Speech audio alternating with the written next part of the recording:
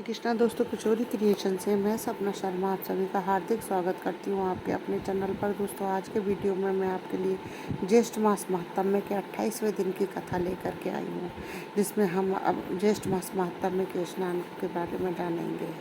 इससे पहले के 27 अध्याय के वीडियो जो है मैंने मेरे चैनल पर डाले हुए हैं, जिनको आप मेरे चैनल पर जाकर देख भी सकते हैं और श्रवण भी कर सकते हैं। ज्येष्ठ मास महात्म्य को सुनने के लिए सर्वप्रथम ब्रह्म मुहूर्त में उठ करके स्नान आदि से निवृत्त होकर स्वच्छ वस्त्र पहन करके भगवान श्री हरि विष्णु का धूप दीप नैवेद्य और पुष्पों से सुगंधित पुष्पों से जो है पूजन अर्चन करना चाहिए।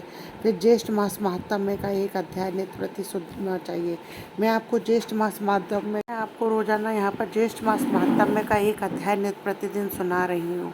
आइए सुनते हैं ज्येष्ठ मास महात्म्य का 28वां अध्याय।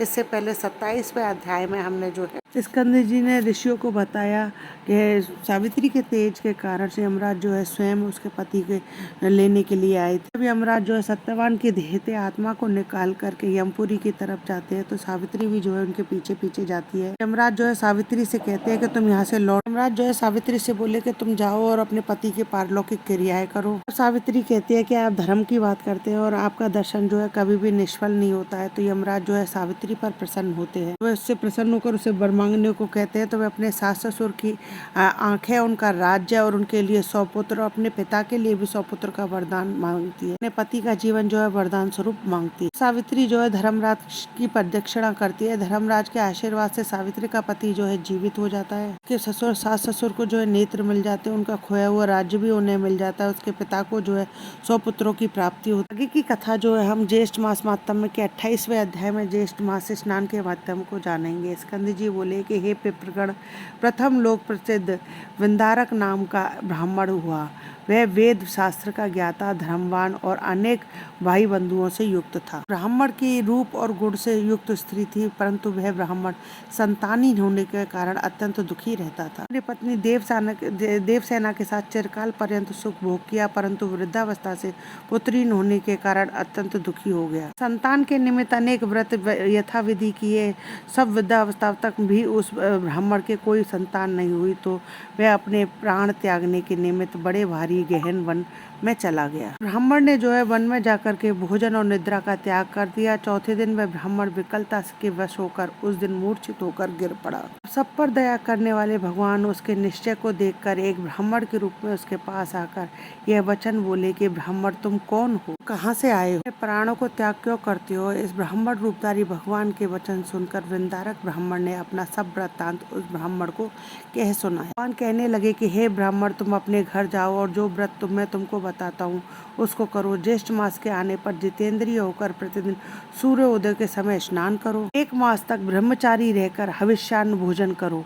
त्रिविक्रम भगवान का पूजन करो तथा दही और चावल का नैवेद्य अर्पण करो तथा ब्राह्मणों को घर में जल दान करो। हे द्विज, तुम इस उपाय के करने से अवश्य तुमको पुत्र प्राप्त होगा। यह कहकर ब्राह्मण रूपधारी भगवान अंतर्ध्यान हो गए। विष्णु रूप मानकर अपने घर आकर कथानुसार अपनी स्त्री सहित व्रत करने को तत्पर हुआ और प्रतिदिन प्रातः काल स्नान करने लगा। इस समय देवयोग से शरावती नदी के तट पर उसने एक व्याघ्र को देखा। वृक्षों के झुंड में से अत्यंत भूखा व्याघ्र वृंदारक को के समीप आया और उस व्याघ्र को आया देखकर जल पात्र को उसके ऊपर फेंक दिया और जल बिंदु के रूप में वह व्याघ्र दिव्य देवधारी हो गया। वह प्रसन्न आत्मा व्याघ्र कहने लगा कि हे ब्राह्मण, आपके दर्शन से मैं धन्य हूँ। हे ब्राह्मण, पहले मैं व्याघ्र शिकारी था और मैंने अनेकों हत्याएं की, बहुत सारे पाप किए थे। उसी के दूसरे जन्म में व्याघ्र हुआ। आज उस दोष से मुक्त हुआ हूँ। आपके दर्शन मात्र से मैं मुक्त हो गया हूँ। भद्र, आप क्या पुण्य करते हैं? क्या पुण्य कृपा करके मुझको दीजिए।